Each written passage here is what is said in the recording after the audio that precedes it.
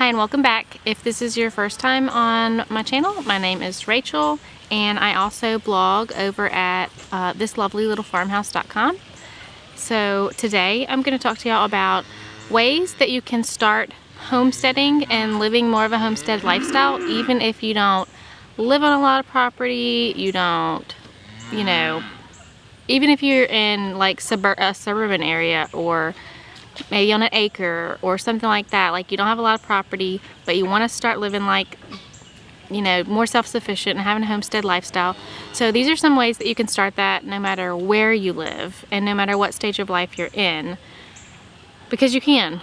So we're going to jump in. I'm going to give y'all some ideas for that.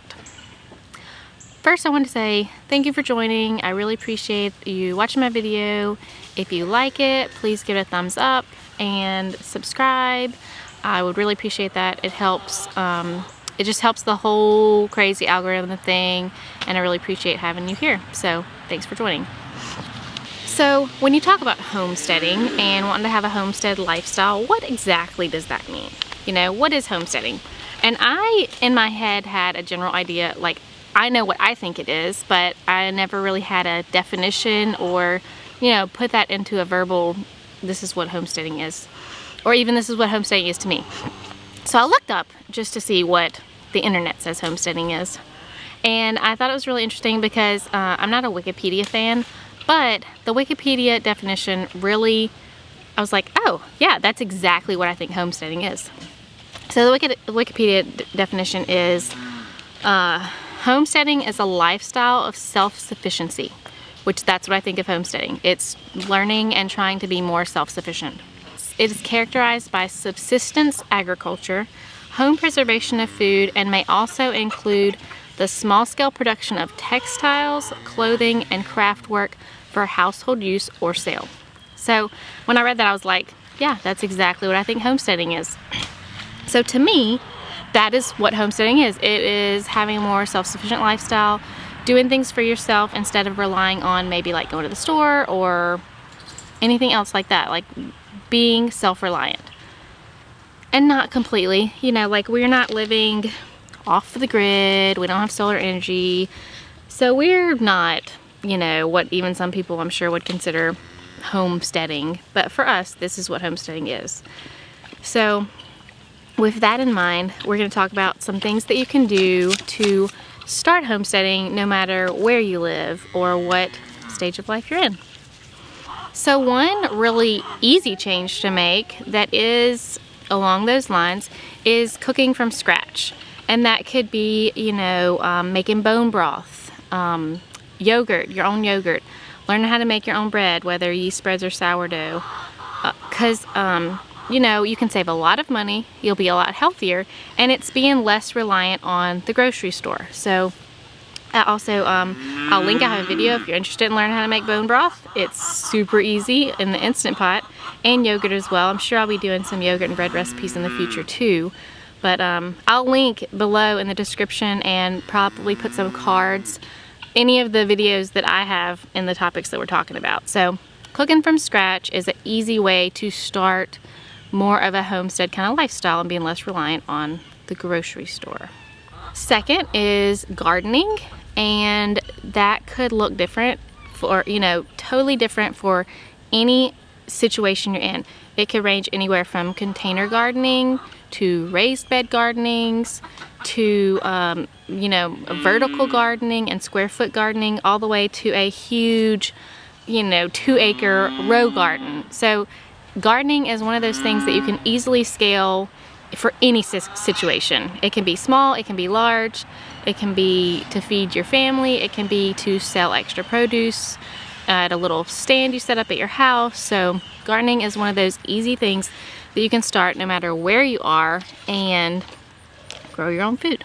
And then along with the gardening thing is canning or freezing fresh in-season produce, because even if you're not growing it yourself, you can go to a farmer's market, you can go to a fruit stand, and you can get much cheaper in-season fruit and vegetables and produce, and then you can can them or freeze them, preserve them in some way, and learn that skill so that if you ever do get in a situation where you can have a big garden, you'll know how to preserve the food that you're growing.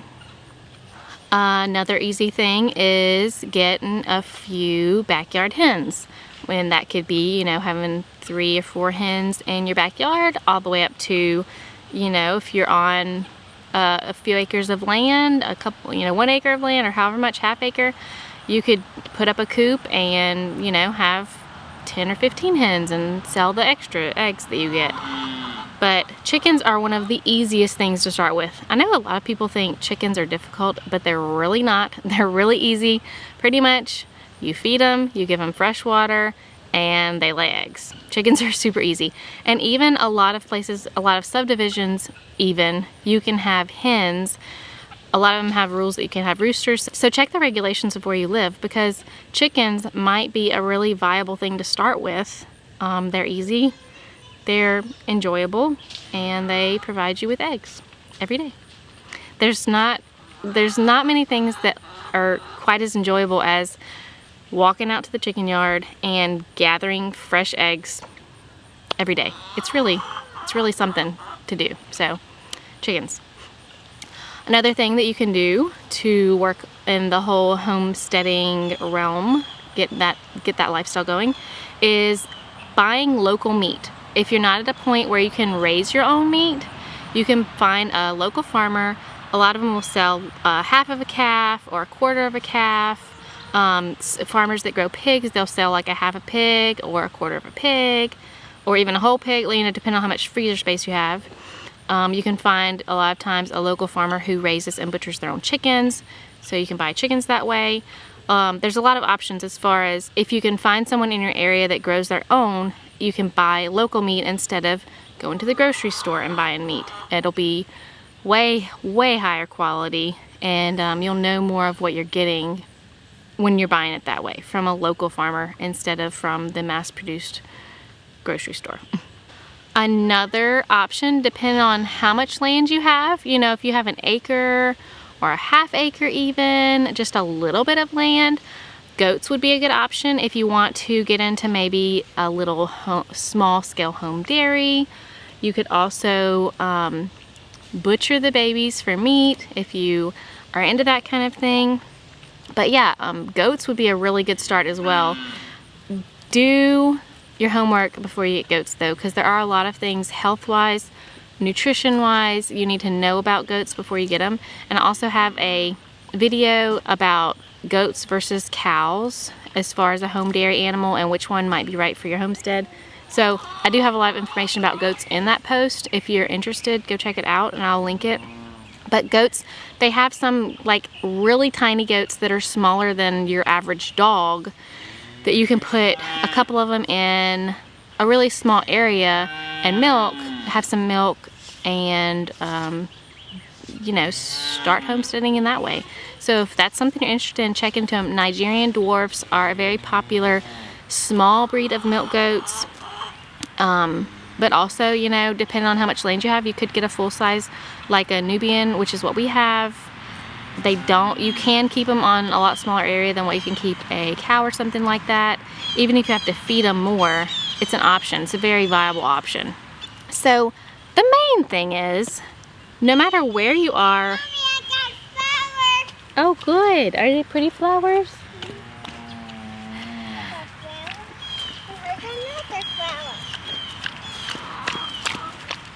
You got some flowers? Oh, it's so pretty. Thank you. They're so beautiful. I picked them for you. Thank you.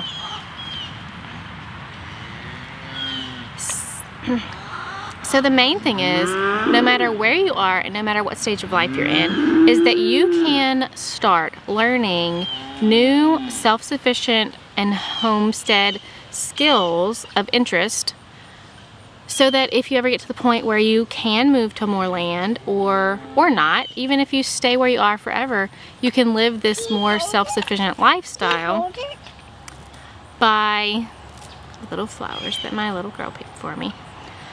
Learning these new skills of doing things for yourself, such as soap making, which is one that I want to look into. It's something that I'm interested in learning.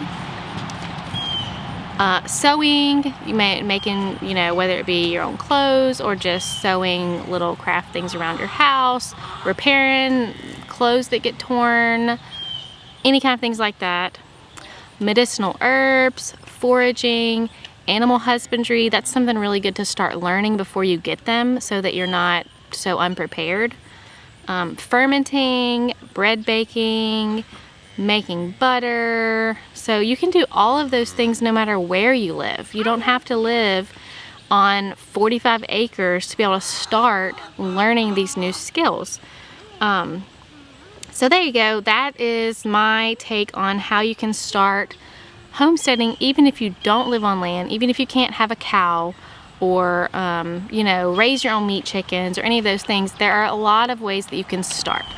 So I hope you found this helpful. I hope you enjoyed it and it gives you some ideas for things that you can do.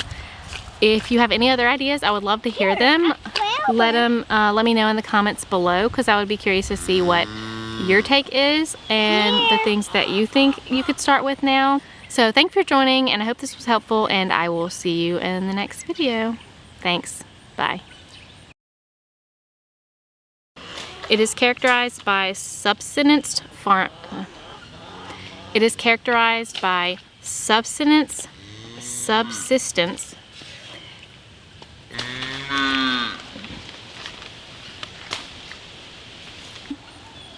It's a pretty flower. They are very pretty, thank you. Uh-oh, I dropped that one. Very good. I don't know, it fell on the ground.